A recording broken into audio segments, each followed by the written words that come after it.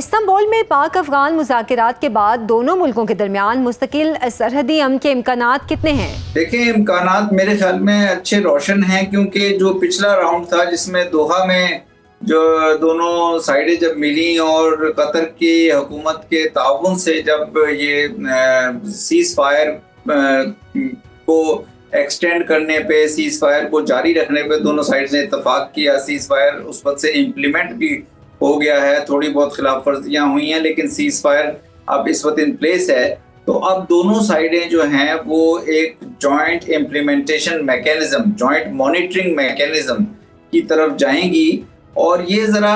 اس میں کافی طویل قسم کے کافی ڈیٹیلڈ مذاکرات کی توقع ہے، لیکن اس بات کے امکانات روشن ہیں کیونکہ اب ملٹری ایسکیلیشن ہونے کے بعد ڈی ایسکیلیشن بھی ہو گئی، سیز فائر بھی ہو گیا، تو دونوں سائیڈز کو ایک ایسی انڈرسٹینڈنگ کی طرف آنا پڑے گا کہ جہاں پہ یہ جو خدشہ ہے جس میں جو پاکستان کو جو کراس بارڈر ٹیررزم وہاں سے آتا ہے، اس کے لیے کوئی ایک مانیٹرنگ میکینزم پہ دونوں سائیڈز ایگری کریں، اور جس طرح سے بھی ٹی ٹی پی کے جو ایسٹس موجود ہیں، جو ٹی ٹی پی کے فائٹرز موجود ہیں افغان ساحل پر، ان کو کس طرح سے نمٹنا ہے، ان کی موومنٹس جو ہیں پاکستان میں اگر وہ ایک دفعہ کسی مانیٹرنگ میکینزم کے تحت، انٹیلیجنس ایکسچینجز کے تحت وہ رکتی ہیں تو پھر میرا خیال ہے حالات میں بہتری آئے گی۔ تو میرا خیال ہے کہ ابھی ہمیں امید رکھنی چاہیے کہ دونوں سائڈز ایک اچھی نیگوسیشن میں جائیں گی۔ مشکل ہوں گی یہ نیگوسیشن سے اس لحاظ سے کہ ایک میکینزم بنانا پڑے گا، لیکن جب وہ میکینزم بن جائے گا تو اس کی کامیابی کے ذرا امکانات زیادہ اس لیے ہیں کہ اس میں اس دفعہ دو دوست ممالک قطر اور ترکی شامل ہیں، اور دونوں کے قطر اور ترکی کے تعلقات پاکستان سے بھی بہت اچھے ہیں، اور ان کے تعلقات ہیں افغان طالبان کی حکومت سے بھی گزشتہ 3-4 سال سے، تو وہ میرا خیال ہے کہ اس سے کافی فرق ہوگا۔ پھر ایکچوئل امپلیمنٹیشن تو پاکستان اور افغانستان کو مل کر ہی کرنا ہوگی، تو اس کے لیے پاکستان اور افغانستان کو ایک بائیلیٹرل تعلقات، بائیلیٹرل انگیجمنٹ کی طرف بھی جانا ہوگا۔ منصور صاحب، آپ افغانستان میں پاکستان کے سفیر بھی رہے ہیں، افغان سوسائٹی اور سیاست کے پیچ و خم سے بھی اچھی طرح یقینی طور پر واقف ہیں، آپ سے پوچھنا چاہوں گی کہ پاکستان کے حوالے سے افغانوں کے معاندانہ رویے کی وجہ کیا ہے؟ یہ سوال ویسے آج کل پوری پاکستانی قوم بھی پوچھ رہی ہے۔ دیکھیں، جو افغان طالبان کی جب حکومت آئی تھی تو اس وقت سے جو وہاں پہ چونکہ گزشتہ کئی سال سے یو ایس اور نیٹو کے خلاف جب ان کی انسرجنسی چل رہی تھی تو وہاں پر بہت سے ٹیررسٹ گروپس موجود تھے۔ طالبان تو ایک اپنی حکومت کو حاصل کرنے کے لیے انسرجنسی میں تھے، لیکن بہت سے ٹیررسٹ گروپس وہاں پہ، جس میں پہلے القاعدہ ہوا کرتی تھی، بعد میں داعش بھی آئی، پھر ریجنل ٹیررسٹ گروپس میں T T P, B L A اور چائنا سے ریلیٹڈ ایک ای ٹی آئی ایم کا گروپ ہے، آئی ایم یو، تو بہت سے گروپس موجود تھے۔ ٹی ٹی پی اور بی ایل اے چونکہ پاکستان کو ٹارگٹ کرتی رہی ہیں تو پاکستان پچھلی حکومتوں سے بھی ان ٹچ تھا کہ جی ان گروپس کی کارروائیوں کو روکنے میں پاکستان کی مدد کریں اور پاکستان میں ان کے داخلے کو روکا جائے۔ جب افغان طالبان کی حکومت آ گئی تو پھر ہم نے یہ معاملات افغان طالبان سے ٹیک اپ کیے، لیکن چونکہ افغان طالبان کے کچھ تعلقات ٹی ٹی پی سے بھی رہے ہیں، مدرسوں کے تعلقات کی وجہ سے، آئیڈیولوجیکل تعلقات کی وجہ سے، تو اس گزشتہ 3 سالوں میں جو پاکستان کو کوآپریشن چاہیے تھا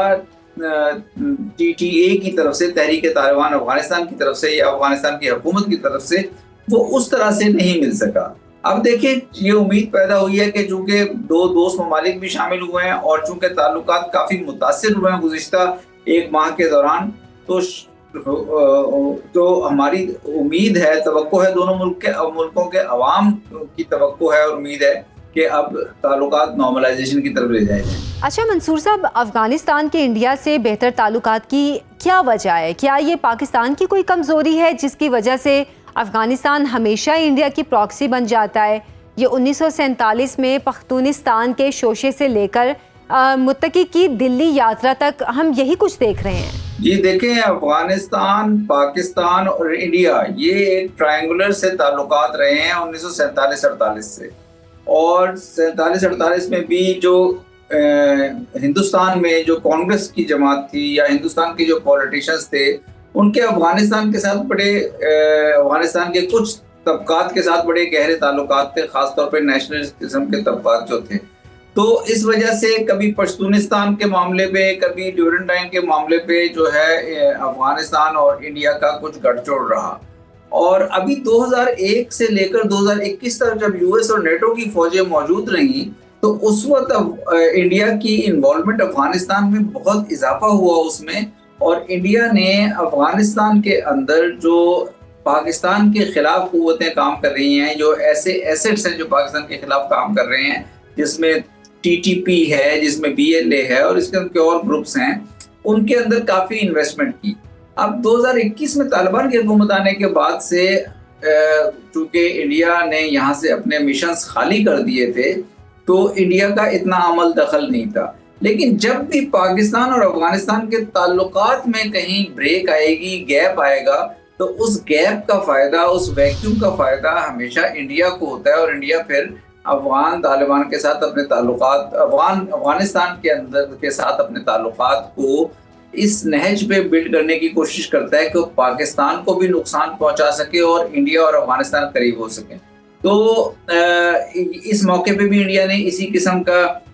رویہ شو کیا ہے. جب پاکستان اور انڈیا کا اپنا ایک کلیش ہوا تو اور اس میں انڈیا کو کافی سکی کھانی پڑی، تو اس کے بعد انڈیا نے اب یہ موقع دیکھتے ہوئے کہ پاکستان اور افغانستان میں ٹیررزم کے معاملے پہ گیپس آ رہے ہیں، تو انہوں نے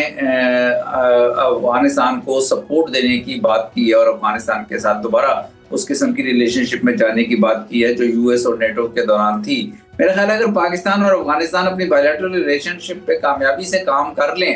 تو پھر انڈیا کو ان ڈیزائنز میں کامیابی نہیں ہوگی. تو اس لیے جو سب سے زیادہ اہم چیز پاکستان اور افغانستان دونوں کے لیے ہے وہ یہ ہے کہ وہ اپنے ریلیشنز پہ کام کریں. 2600 کلومیٹر کا بارڈر ہے، اس بارڈر کو سٹیبلائز کریں، اس کو پیسفل کریں، اس کے تھرو اکنامک اور ٹریڈ ایکسچینجز میں اضافہ کریں تاکہ دونوں ممالک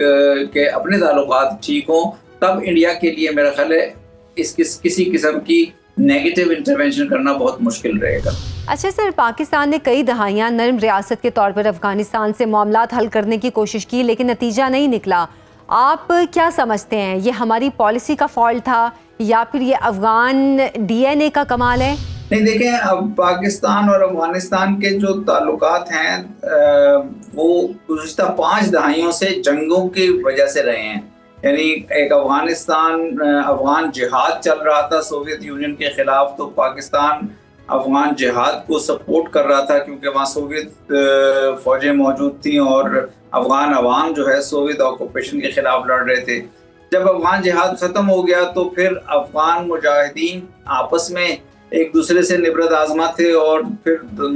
مختلف جو ریجن کے ممالک ہیں وہ ریجنل پراکسیز کے طور پر رہے. پھر یو ایس اور نیٹو جب یہاں آ گیا تو Afghan Taliban U S NATO کے خلاف انسرجنسی کر رہے تھے، تو پاکستان اور افغانستان کا بارڈر ریجن ایک دفعہ پھر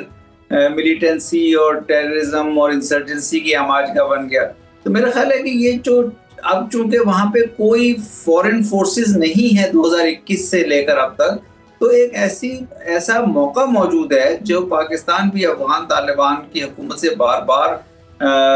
ٹیک اپ کرنے کی کوشش کرتا رہا ہے اور کر رہا ہے کہ اب چونکہ غیر ملکی فوجیں موجود نہیں ہیں تو ہماری صرف ایک یہ اپیل ہے کہ جو ملیٹنٹ گروپس ہیں یا جو ٹیررسٹ گروپس ہیں لائک ٹی ٹی پی یا بی ایل اے جو پاکستان کو ڈی اسٹیبلائز کرنا چاہتے ہیں، ان کا اپنا ایجنڈا ہے پاکستان سے متعلق،